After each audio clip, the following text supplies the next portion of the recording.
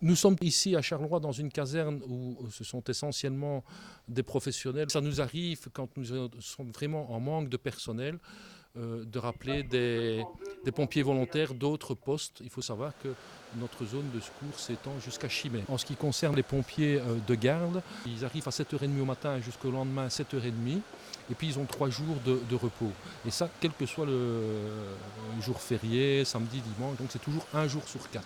On avait l'habitude de dire avant que le métier de pompier, c'était l'incendie plus 22 autres types de missions qui vont de la désincarcération de personnes, relève de personnes, aide aux asphyxiés, les blessés et les malades. Quand il y a des inondations, on doit aller pomper dans les caves.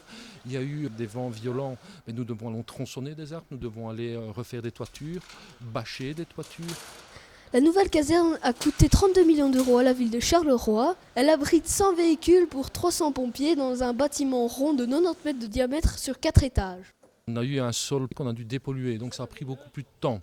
Mais en fait, depuis le mois de mai de l'année passée, cette caserne est terminée. Nous l'avons simplement investie au mois de novembre. Ce qui est de bien avec cette caserne-ci, c'est qu'elle a été conçu bien sûr par un architecte qui a eu un cahier des charges bien précis, mais il était secondé par 3 officiers pompiers de notre caserne ici, qui sont en plus ingénieurs, donc qui ont pu suivre l'évolution de la caserne et en fait faire en sorte que cette caserne réponde à nos besoins. C'est une caserne qui a été faite par des pompiers, pour des pompiers. Le gros avantage, c'est d'avoir tout sous la main, tous les services, que ce soit les services techniques, les services d'intervention ou bien tout ce qui est administratif.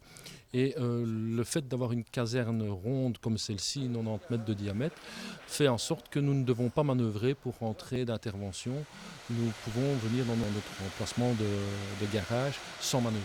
Nous avons des autopompes, des auto-échelles, des camions-citernes, des véhicules de désincarcération, des véhicules plongeurs, des véhicules pour les NAC. Les NAC, ce sont les nouveaux animaux de compagnie, des ambulances bien sûr. J'en passe et des meilleurs.